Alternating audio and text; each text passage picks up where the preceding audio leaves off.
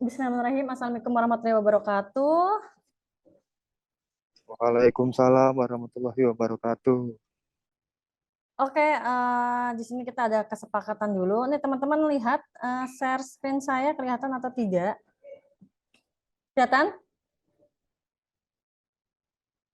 Kelihatan ya? Oh, iya kelihatan, Bu. Ya, kelihatan. Oke, seperti biasa ya. Di mana-mana kalau perkuliahan pasti pasti metode perkuliahan ini pasti ceramah, presentasi, diskusi. Tapi saya mengandalkan itu adalah saya ceramah, kemudian teman-teman berdiskusi ya. Jadi ada timbal baliknya, feedbacknya. Terus biasa yang saya gunakan adalah infocus. Tapi karena ini daring ya, kita menggunakan Zoom meeting atau Google Meet. Nah, penilaian saya ini begini teman-teman.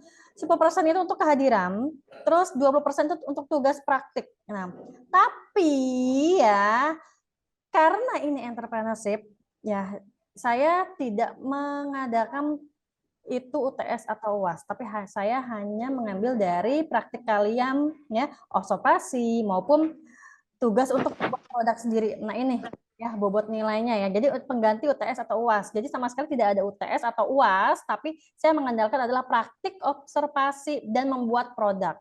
Oke teman-teman. Oke, terus untuk absensinya itu nanti ya, absen kehadiran nanti setelah perkuliahan selesai ya, setelah saya memaparkan beberapa materi ya, terus kemudian tanya jawab dan saya akan absensi kehadiran. Oke, oke, teman-teman lanjut tata tertib perkuliahan. Nah ini untuk di ruang kelas ya, keterlambatan toleransi itu 15 menit untuk di ruang kelas ketika offline ya teman-teman ya. Terus otomatis HP silent kalau di ruang kelas karena kan kita daring menggunakan HP atau laptop ya. Terus kemudian di sini yang paling penting adalah bagaimana teman-teman bisa berpenampilannya tidak memakai t-shirt ya, terus kemudian tidak memakai sendal, tapi diusahakan ya. Dan ini mungkin wajib ya teman-teman menggunakan kemeja ya, berkerah lah ya kan, dan menggunakan sepatu. Kita belajar rapih ya, dan supaya tertib juga ya kan, tertib itu kan enak dilihat. Kemudian teman-teman juga harus mematuhi beberapa peraturan di kelas ketika perkuliahan berlangsung ya, otomatis tidak membuat gaduh. Jadi teman-teman mengamati, kemudian jika ada pertanyaan akan ada sesi bertanya dan untuk diskusi. Oke, lanjut ya. Untuk yang pertama itu adalah pengenalan karakter entrepreneur ya, gengs. Jadi di sini apa saja sih yang disoroti untuk bidang kemampuan? Yang pertama itu kognitif ya. Deskripsinya itu apa? Kognitif itu artinya memahami. Tapi tingkat perluasannya cakupannya untuk apa? Kepentingannya untuk apa? Oh, ternyata untuk karakteristik wirausaha. Jadi gini loh teman-teman. Ketika kita dihadapkan suatu masalah atau dihadapkan suatu fokus ya yang kita inginkan, otomatis kan kita harus tahu apa yang kita hadapi, kemudian dan kita harus ngerti lingkungan itu seperti apa gitu. Jadi kalau kita punya prinsip entrepreneur ya, otomatis kan mental kita dulu ya yang digali dulu ya kan, yang ditingkatkan tuh mental kita, kemauan dan semangat. Nah dari situ kognitif ini artinya itu adalah ketika kita berpikir ya, pola pikir kita ya. Jadi kita punya ide, kemudian punya solusi. Nah solusi ada alternatifnya, alternatifnya itu pilihannya, pilihan apa saja untuk jalan keluar. Terus kemudian psikomotorik. Psikomotorik ini adalah tingkat kemampuan yang spontan ya, teman-teman ya. Oke, terus kemudian psikomotorik ini adalah bagaimana kita punya skill gitu, punya kemampuan gitu, apakah tawar menawar secara persuasif atau kita paham melobi ya, atau kita malah misalnya skill kita ini misalnya kita punya saya bisa masak nih, saya coba membuka warung makan gitu kan. Nah terus efektifnya ini adalah behave, yang tergantung dari behave tingkah laku teman-teman ya. Contohnya ini adalah kesehariannya teman-teman, nah menjadi pola hidup. Terus rumusannya itu adalah gini loh teman-teman ya, di garis bawahi adalah memahami pentingnya karakter wirausaha dan secara spontan otomatis dapat bersikap seperti wirausaha dan berdasarkan pemahamannya menjadikan karakter tersebut sebagai pola hidup dalam kesehariannya. Jadi kalau kita punya niat, minat ya, dan itu kita menjadi entrepreneur ya, otomatis Yang pertama adalah kita harus semangat dulu ya, tingkatkan mental kita dulu. Jadi harus punya keberanian dulu untuk mencoba, gitu ya teman-teman ya, paham ya? Nah, ini langkah-langkahnya dari seorang pakar sekaligus motivator. Kalau teman-teman kenalnya, kalau teman-teman mau browsing gitu ya, itu Tom Desem Waringin. Nah, langkah-langkah tekniknya ini formulanya ya teman-teman ya. Ketika teman-teman mau membangun suatu dinasti bisnis ya. Yang pertama, bangun bisnis dengan menulis impian dan hobi kita. Coba teman-teman punya notebook atau enggak catatan, tempel tuh di tembok atau enggak tuh lukis tuh tembok tuh, siapa tahu teman-teman punya minat ke tulisan maupun ke lukisan gitu loh. Cuma dengan nulis harapan kita di tembok aja kita paham gitu. Oke, ada peringatan. Oke, ada peringatan waktu kita sedikit. Terus kemudian berikan alasan yang kuat untuk mewujudkan mimpi. Nah, semangatnya apa? Oke, di balik saya sekolah, kuliah, ada keringat dan darah orang tua. Nah, itu dari situ. Nah, akhirnya dari situ kita tahu ada alasan, ada alasan gitu yang kuat gitu.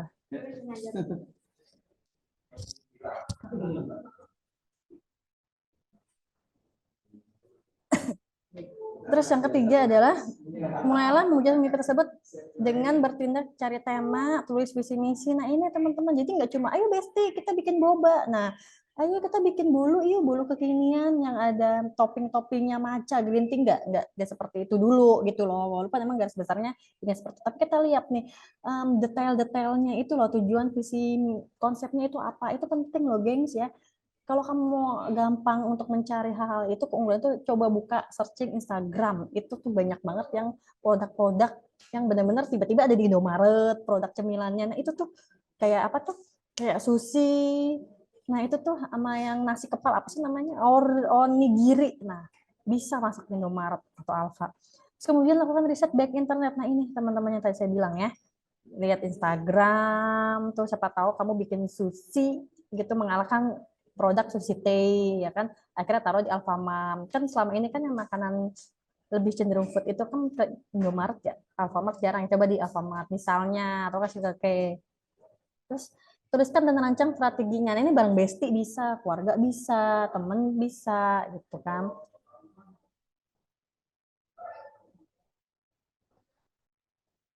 Nah, ini langkah-langkah memulai wirausaha ini ada beberapa rumusan atau formula ya. Oke, sejauh ini ada pertanyaan. Oke, yang ingin bertanya, tolong di kolom komentar ya, gengs.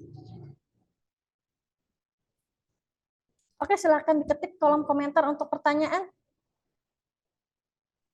Oh, oke. Ada pertanyaan. Duh, kalau apa tadi pertanyaannya ya? Bu, kalau mau jualan model gimana? Model apa nih maksudnya? Oke. Mau jualan model gimana? Oke, gini.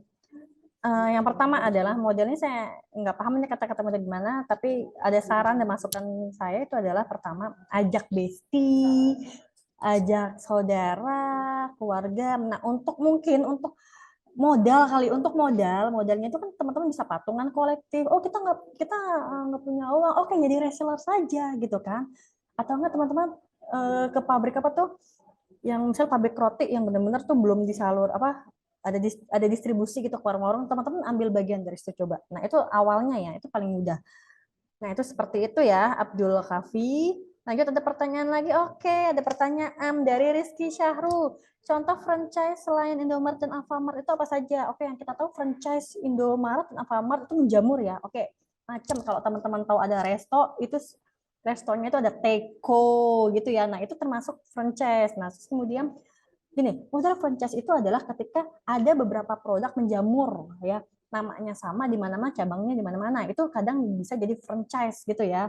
Seperti apa tuh bumbu desa tuh itu resto ya.